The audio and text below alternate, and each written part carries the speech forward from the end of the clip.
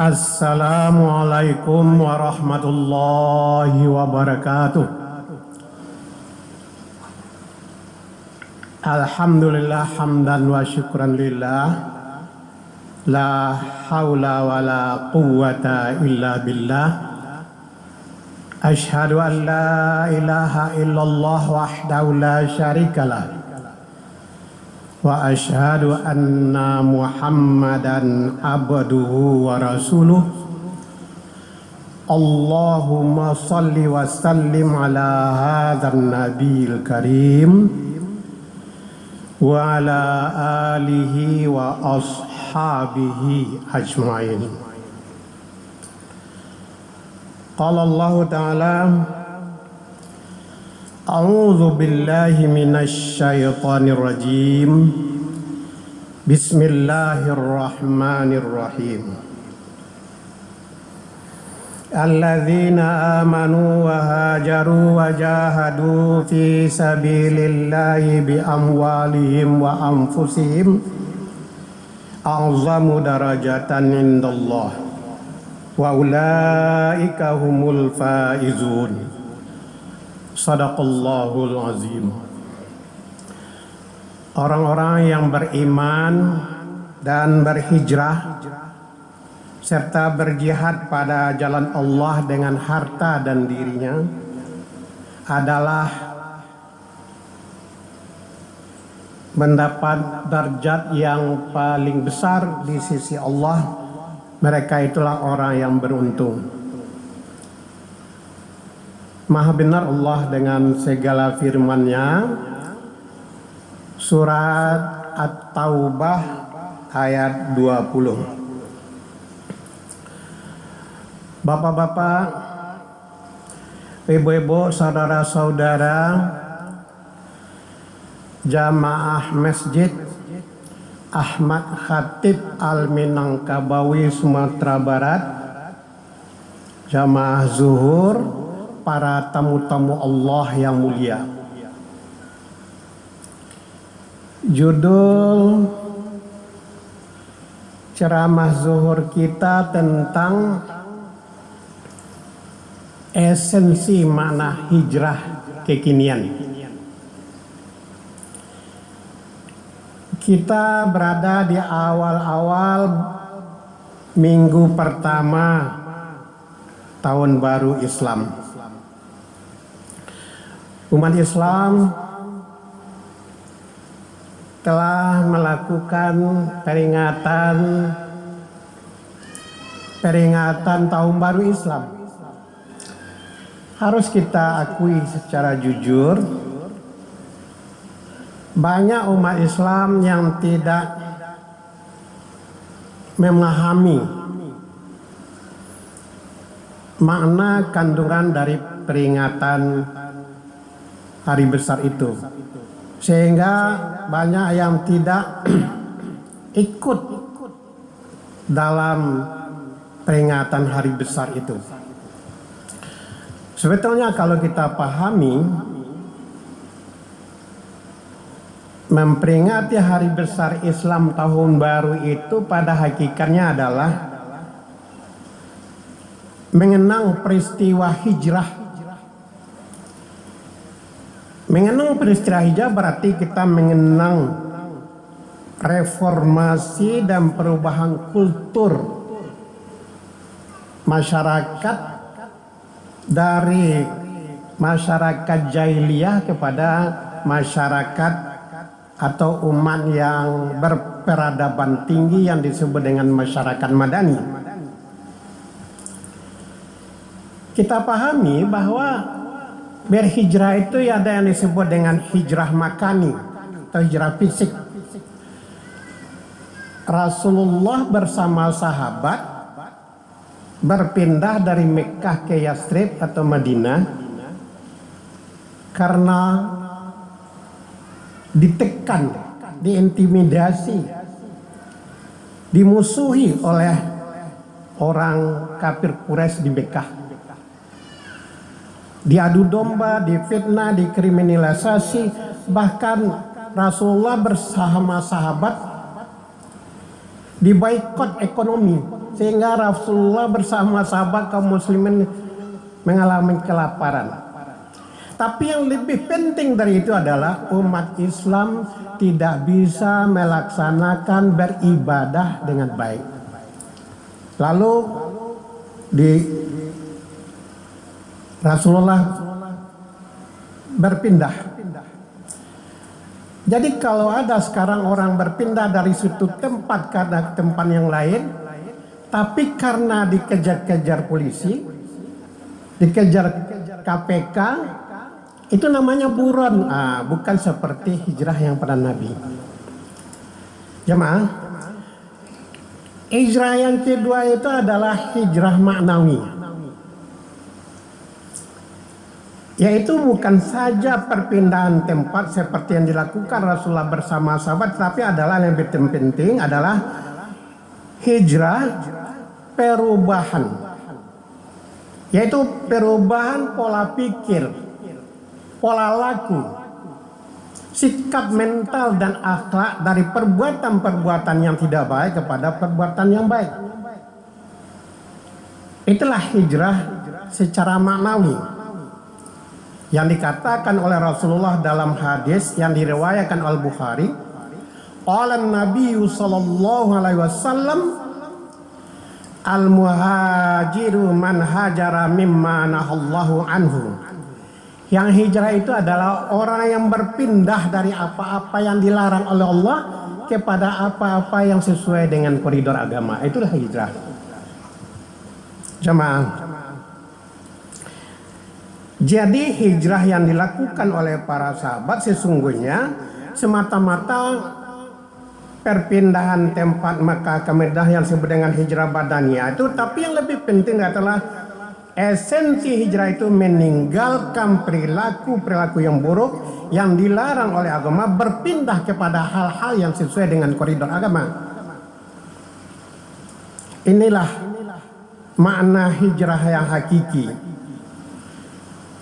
Berhijrah dari pemikiran-pemikiran yang menyeleneh, bahkan pemikiran-pemikiran yang melanggar agama, pemikiran-pemikiran tidak sesuai dengan agama, kepada pemikiran-pemikiran yang di bawah naungan agama. Berpindah dari akhlak yang bobrok kepada akhlakul karimah. Berpindah dari selama ini berbuat zalim kepada perbuatan adil dan kasih sayang. Berhijrah kalau selama ini dia banyak berkhianat, supaya dia berpindah kepada amanah. Termasuk juga berhijrah dari sifat-sifat egoisme. Apakah sifat egoisme individual, egoisme kelompok atau partai, egoisme struktural, atau egoisme fungsional, berpindah kepada sikap toleransi, mau menghargai orang lain, tidak menang sendiri. Termasuk juga berhijrah dari pemikiran-pemikiran, pemahaman jahiliyah,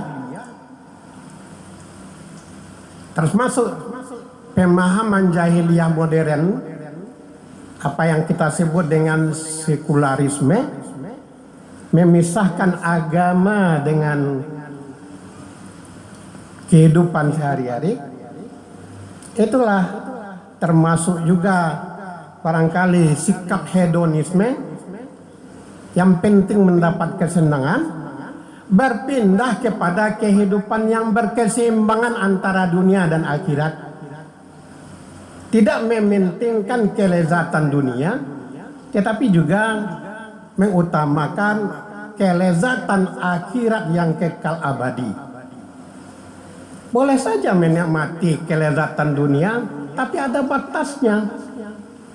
Jangan hendaknya karena menikmati kelezatan dunia, hilang untuk mendapatkan kenikmatan kelezatan di akhirat yang kekal. Kelezatan dunia itu adalah sementara, sekejap, tak ada yang lama. Kaya sebentar, mendapat posisi bagus sebentar, jadi pejabat sebentar, dihormati orang sebentar, tidak lama, umur sebentar. Tapi kelezatan yang lama itu adalah di akhirat nanti. Oleh sebab itu jangan kamu tinggalkan hal-hal yang akan mendapatkan kelezatan dunia akhirat karena mengejar kelezatan dunia. Jamaah yang berbahagia. Tetapi yang lebih penting daripada itu adalah pengertian hijrah itu adalah keluar daripada kezaliman. Lihat surah Ibrahim ayat 1, intisari dari hijrah itu adalah yakhruju minaz zulumati ilan nur. Keluar dari kezaliman, kegelapan, dari dosa kepada terang benderang cahaya yang dinaungi oleh agama, oleh cahaya Allah. Jemaah, ada yang menarik untuk kita pahami bersama tentang penjelasan zulumat. Salah seorang cendekiawan muslim Fatiyakan dalam kitab Islam Minhajut Taghyir menjelaskan sekurang-kurangnya zulumat itu bisa dipahami dalam 3 hal. Yang pertama, al-jahlu anis syariah, yaitu kejahilan tentang syariat, kebodohan tentang agama, ketidaktahuan tentang agama berpotensi untuk berbuat maksiat, berbuat dosa, menghalalkan segala cara. Bahkan orang tahu, pintar tentang agama, paham tentang agama, sudah banyak berbuat jahat, apalagi tidak tahu tentang agama. Hijrah dalam bentuk ini adalah belajar agama. Tidak ada istilah terlambat untuk belajar agama. Fasilitas banyak, waktu dan tempat tersedia, di mana-mana bisa belajar. Belajar itu bukan di bangku kuliah, di bangku sekolah, di mana saja bisa belajar. Cuma mau atau tidak.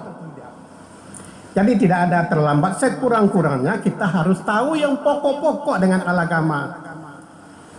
Kalau tidak tahu tentang agama, kecenderungan ini dia menerabas hal-hal yang tidak sesuai dengan orang agama. Inilah yang barangkali yang disebut dengan hijrah. Hijrah minal jahli ilal ilmi, berpindah daripada kebodohan kepada berilmu. Jemaah, yang kedua menurut Fatiyakan, zuluman itu dalam arti pelanggaran pada syariat. Banyak orang yang paham, mengerti, faqih dia tentang agama, tetapi tidak menjalankan agama. Bahkan dia yang menyelewengkan agama. Dari grassroots tingkat bawah umpamanya umat Islam pada umumnya, siapa yang tidak tahu salat 5 waktu itu wajib, tetapi kenapa dia tidak melaksanakan salat itu? Dia tahu itu. Siapa yang tidak tahu bahwa korupsi itu haram? Tetapi kenapa yang banyak yang korupsi itu orang Islam? Bahkan dia kiai lagi. Tetapi kenapa orang-orang yang pandai berkhutbah di istana lagi, tapi dia yang berakhlak yang bejat? Ini adalah orang yang dalam kezaliman, pelanggaran pada syariat. Betapa banyak orang yang paham, tapi kenapa dia mengingkari hati nuraninya, mengingkari keimanannya, atau berbeda perbuatan dengan keyakinannya, berbeda perbuatan dengan perkataannya. Inilah yang dicela oleh Allah, kabura maqtan indallahi an taqulu ma la taf'alun. Amat besar kebencian Allah kepada orang yang bisa berkata tapi tidak berbuat, atau berbeda perbuatan dengan perkataan. Artinya orang-orang yang secara sadar dan sengaja menentang aturan-aturan Allah, mereka lah yang memancing-mancing azab Allah itu datang. Hijrah dalam bentuk ini adalah sikap taat, kesungguhan mengamalkan aturan Allah yang disebut dengan hijrah minal maksiat ila ta'ah. Jamaah yang berbahagia, yang ketiga menurut Fatihkan, zulumat itu dalam arti perbuatan zalim sesama manusia. Inilah yang dikhawatirkan oleh Rasulullah Sallallahu Alaihi Wasallam dalam sebuah hadisnya, turfa'ur ramah fi qulubin nas. Pada satu saat nanti akan terkikis rasa kasih sayang sama umat. Sekarang kita telah menyaksikannya. Banyak orang yang buat sadis, berbuat kekerasan terhadap orang, bahkan menghilangkan nyawa orang lain karena maksud-maksud tertentu. Hijrah dalam inilah harus dia menebar kasih sayang, saling membantu, empati yang disebut dengan ruhama bainahum.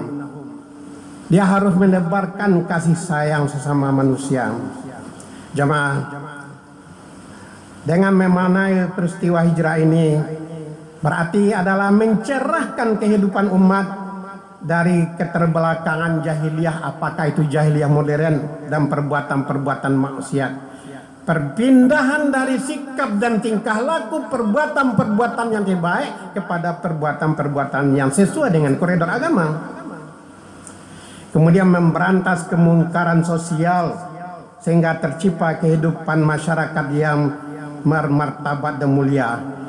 Itulah yang dikatakan Allah dalam surah At-Taubah ayat 20.